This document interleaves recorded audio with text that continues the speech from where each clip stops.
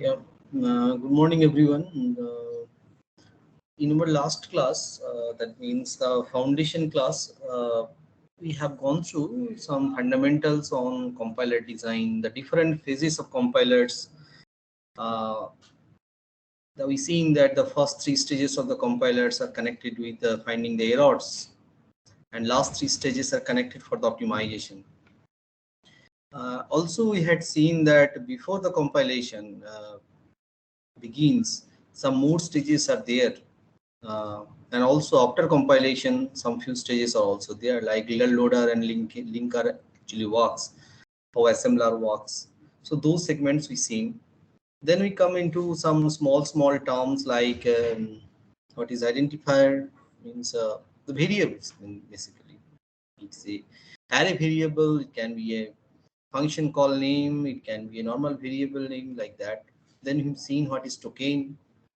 That may be a punctuation symbol, maybe a variable name, maybe a keyword, maybe a special character, like that. Then we come across symbol table. That symbol table is a data structure we seen, which stores the data. More precisely, we can say it stores the information of related identifiers in a structured way and contains several columns, and all the columns are cannot be filled in a certain stage in the sense that it does not mean in lexical phase or syntax phase, but it is connected up to the code optimization and final code generation phase, because symbol table has dual purpose. Its first purpose is uh, whether data is being present in the table or not. That is a verification part that comes second, and second is putting the data in the verification table. So data retrieval and data verification, uh, both are done over the symbol table, and all the 6 stages, that's why, are connected with symbol table for verifying the exactness and appropriateness of the data, and as well also to fill the respective data in respective columns. Then we came across what is called grammar and production rule. We've seen from a grammar, it is based on 4 tuples, n, sigma, p, and s. Then the production rule basically form a language. So from grammar, we can generate a language. Language means that I'm speaking in English language. So this language may have different sentences. Like that sentence, we also can form small string that are called short templates. So you can also tell them. Then those templates or those strings or those patterns can be accepted by the grammar, definitely, because it is from the production rule. A language is generated. Over that language, we've seen several strings. Then we've seen how to design a finite state machine if it is possible. Yes, always it is not possible that you will design a finite state machine corresponding to a grammar, because then there is a concept of push down automata or lower bound automata or Turing machine is there, because every grammar you cannot expect that you will apply the same ideology to represent the grammar in form of finite state machine or finite automata. It may be a definite or it may be a NDFA or DFA. Now, then we came across that that main purposes of the all 6 stages. In the first stage is connected with the generation of tokens. The second stage, a tree is being formed. We seen 9 minus 5 plus 2. I had taken one example, small example. So generation of token is the first work that is being done by the lexical analyzer. In the second phase, it generates a syntax tree.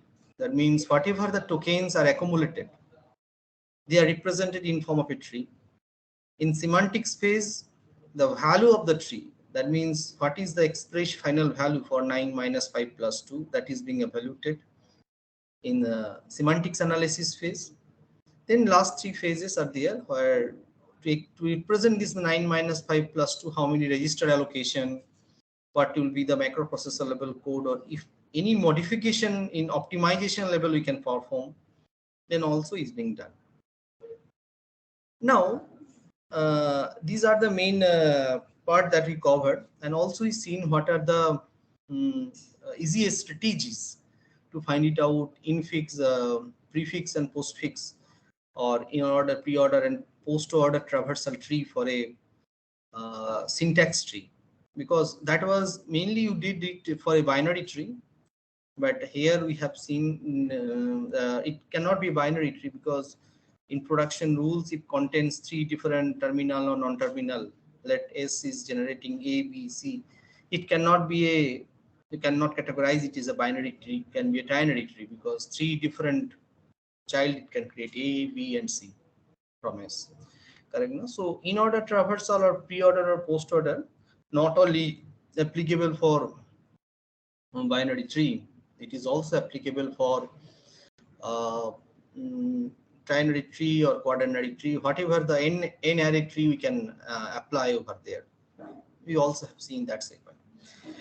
Now, uh, the foundation stones for lexical analysis part already being covered.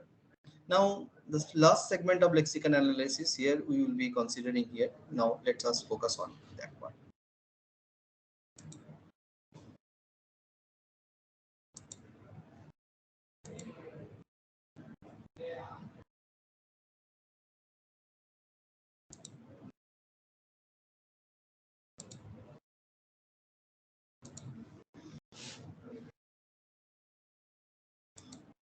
Okay. I hope the screen is being shared.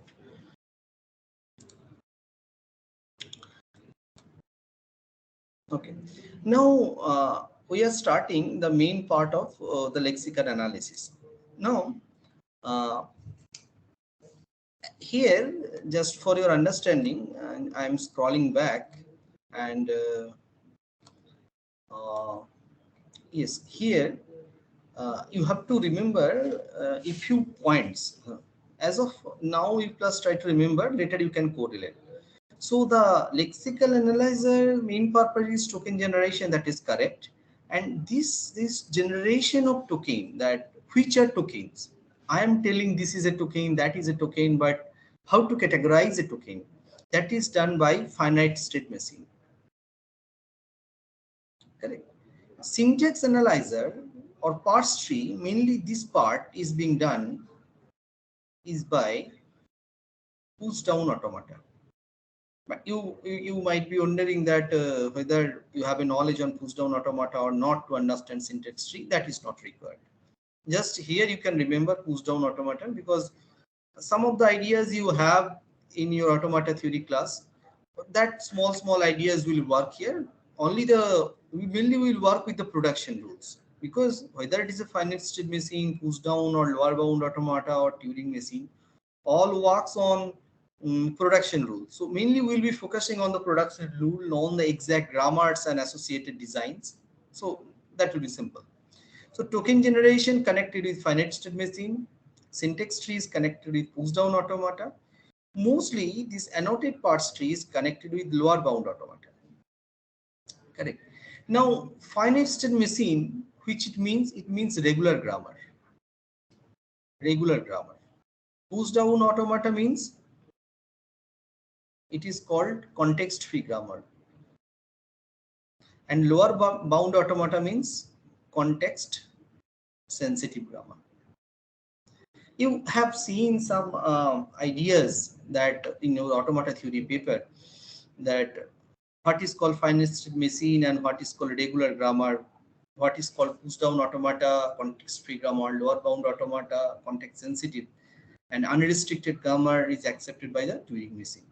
Again, I am telling there is no requirement of knowledge of push down automata, context free or lower bound automata or context sensitive grammar. Just for your understanding purpose, I am writing here.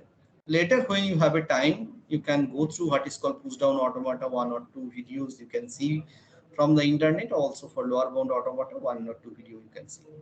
Okay, so you should have a clear idea that once I process a code through the lexical analyzer, In the background of the lexicon analyzer, here actually, I should not write here. Actually, this finite state machine is implemented here in this part.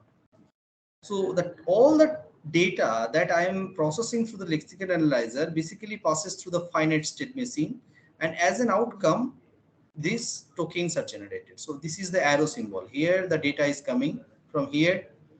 The data is coming. Here the finite state machine is implemented. The finite state machine generates the token and it is being done.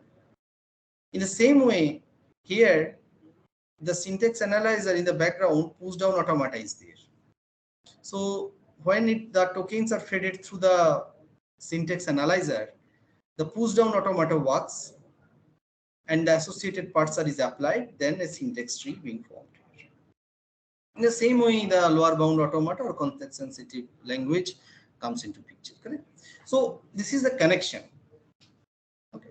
Now I am coming to that part. So one part you have to remember that lexicon analyzer, in the background of the lexicon analyzer, finite state machine exists, and that finite state machine actually perform the generation of tokens. Okay, we will be focusing on that part, how the token are categorized.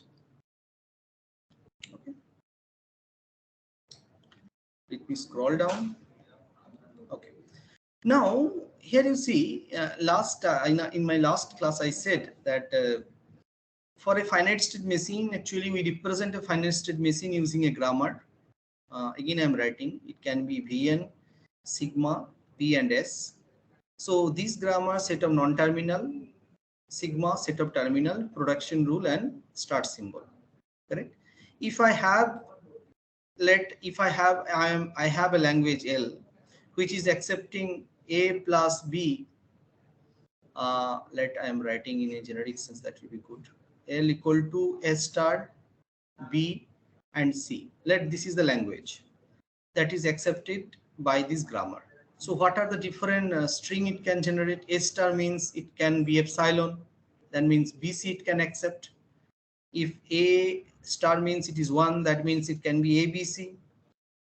If A is applied twice, then it can be AABC, or some strings here AAA BC. Correct. Now here I have not written the associated production rule to generate this language. I said yesterday, from this grammar a language is being developed. From that language I can design a finite state machine. That finite state machine again is being connected to this grammar. Means these are the strings that are being generated from the language, definitely should be accepted by the finite state machine. What are the pattern if I obtain here? So my purpose is to formalize this language L in form of finite state machine, so that these strings can be accepted. So A star BC, last day I said, if I take this is a state, Q0 state, Q0 state, A star means I am putting A here. Any number of times A can iterate. Then B, here another state I am doing, let it is a Q1 state, and another is C. This is a Q3 state, and let I am terminate, I am denoting it is a final state as well. So this arrow is here, this arrow is here. So what is the expression? A can iterate any number of times, so it is a to the power n, followed by, this is a B path, definitely needs to cover to reach the final state. So any number of time A can iterate, or even if it may not iterate, but B needs to travel. This B path, any string that I give here, it needs to mandatorily travel the B path and as well as C path. Correct, and then only can reach to the final state. So this value is a to the power n BC. Now if I cross check whether BC can be accepted by this state transition diagram, because this state transition diagram, whatever I have formulated, this is based on this language L, correct? This L. So this is representing the machine L or the language L, or even I say the grammar G. Now the strings from this grammar are BC, ABC. BC means if I don't give any A, then BC can be accepted. If I give ABC, then one iteration over A, single iteration over B, no iteration actually, only single path traversal, and here also single path traversal over C. If I consider double ABC, here double times A will iterate, then B, then C. Triple ABC, 1 to second times, third times A, then B, then C. So this language, which is derived from a grammar based on certain production rules, have this finite state machine, which can accept this string, which have a generic expression L equal to A to the power star BC. Okay, this is a simple architecture. Okay, so I hope you should not worry about that what is called finite state machine, how it is being designed. Only thing you have to remember that when I am designing a finite state machine, this is a finite state machine.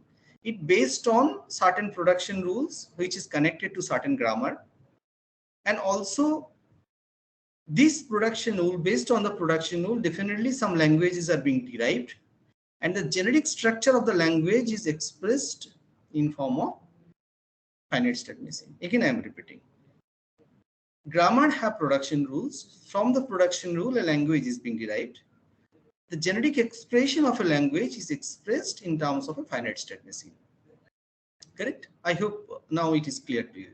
And a finite state machine only considers these are the terminals, this A or B, whatever you are telling now, these are the terminals. That means I am expanding it.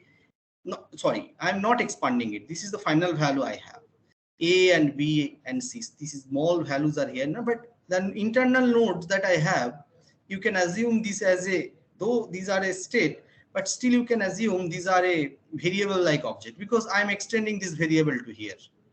But this B is a terminal value, though I should not tell that Q0 is acting as a non-terminal, but it is, though these are states, Q0, Q1, Q3 are states, but still you can assume these acting as a non-terminal to expand the value from here to here via V, because terminal means which I cannot expand.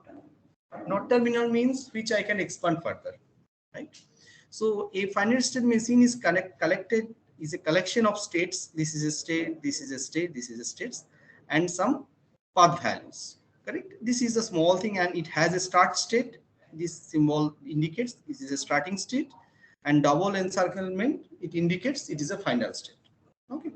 I hope your idea is clear over the finite state machine. Now let us focus on the main architecture of the lexical analyzer.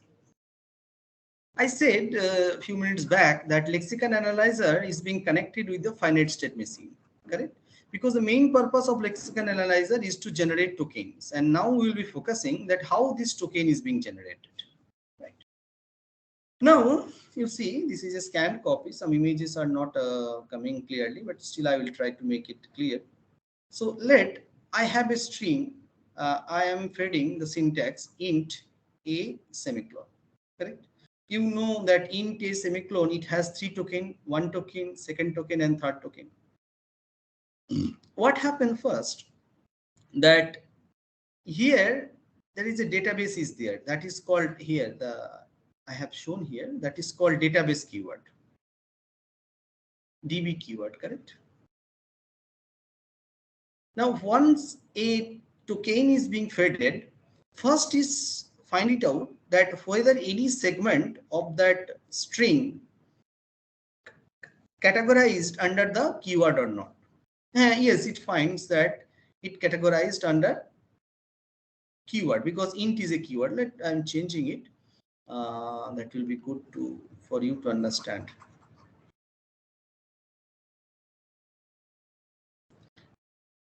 I'm writing int 1a semicolon. So the first token, this is a1 is a variable and this is a third token. So first, when int is being inserted, int is taken as a database keyword. So int, okay, it is over. So int operation is over. It is identified by the DB keyword. Now, what about a1 and semicolon? I don't know that what is there. It may be a1 comma b1 then semicolon. Then how many tokens are there? Keyword is being taken. Float is a keyword. Int is a keyword. If is a keyword, else is a keyword. So these are being identified by DB database.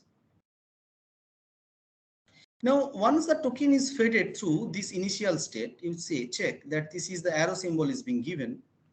Then the first thing is that these values A1 or semicolon, whatever the values are there, it tries to reach to final state over here so that it can be accepted. I hope you could not understand my sentence. Let me draw one diagram again. Let this is a state Q0, this is another state Q1, and okay, this is another state Q3, Q0, Q1, okay, Q2, and let this is a final state. This path is A, this path is B, and let this path is, I'm iterating over C. So that means I can express C star AB. This is an expression like we did earlier, C star AB. Now, if someone asks me whether CA is a string that can be accepted by this finite state machine or not, for this finite state machine, the generic expression is the language is C star A and B. Whether CA can be accepted? If CA can be accepted, that means anyhow I have to reach up to the final state after getting all the characters covered throughout the string. So here, if I take C, the first character C, then A here, now I am being trapped in Q1 state. So it is not accepted. So the CA substring or string cannot be accepted by this finite state machine. That is being rejected. What does it mean? It does mean that whatever the CA, whatever the string I have taken, S, I, I'm denoting SI, this string does not belong to the language L. Simultaneously, it does not belong to the associated grammar from which this design is being formulated. Again, I am repeating. If this string is not accepted, that means by this string, if I cannot reach to the final state, it means that for this machine, whatever the language is being generated cannot be part of that language, because CA, the language expression that I have given, is for to reach up to the final state. But here I am trapped in the middle. So how it is possible when a language is being formulated to give a generic structure to reach up to the final state? Then if I have a string arbitrarily taken, if I want to check whether that comes under that language or not, then if I find out at the middle of the design it is being stopped, then it cannot be a part of this language. Correct? But if I take CAB, that is possible. If I take C, then A, B, yes, it is possible, because C can iterate any times over here, followed by A, followed by B, that is possible. Okay. So in the same ideology, we will apply over here. If int A1 semicolon is there, int is being already accepted by this DB. Now, if this A1 can be accepted by any of the states, final states, only then I can tell whatever the, based on what language, let the language L over which the finite state machine is being designed comes under that language. If A1 being accepted by this finite state machine, then A1 comes under the language. Okay. Now, what this architecture defines, here you see, first I am explaining the architecture, later we will be explaining how it works. Here, these are the states. This is one state, this is state number 2, 3, 4, 5, 6, like Q0, Q1 state I had written up. From one state to another state to move, we have taken some terminal values, small a, small b. Here also the same. Here, from state 1 to state 2, it moves over I. From state 2 to state 4, from state 2 to state 4, it can move over either characters from A to E or character G to Z, also possible. Either A to E, in between characters, or Z to Z. From 2 to 3, it can move over F. From 3 to 4, it can move over 0 to 9, any values between 0 to 9, or any characters between A to Z. And you see what I have defined. If something is reached from 1 to 2 over I am telling that if it reaches to this state, I will be categorized it using an identifier. If it is reaching up to 1 to 2 and 2 to 4 with some pattern, I will be declaring it is also an identifier. Simultaneously from 4 to 5, this is a point is given. 5 to 6, 0 to 9 is given. 0 to 9 is given. Then here the number, again if I get 0 to 9 and the real number, then up to also I am telling that is the integer value. Because from state number 1 to state number 7, if I reach with any values 0 to 9, definitely that comes under the integer category. And also if I iterate double 11 or 22 like that, also that is same. If I move up to the state number 8,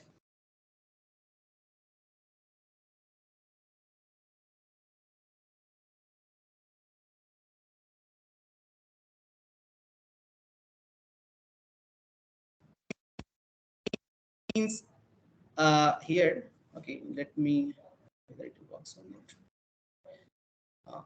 Let me close the PDF window. Actually, my digipad not is working here.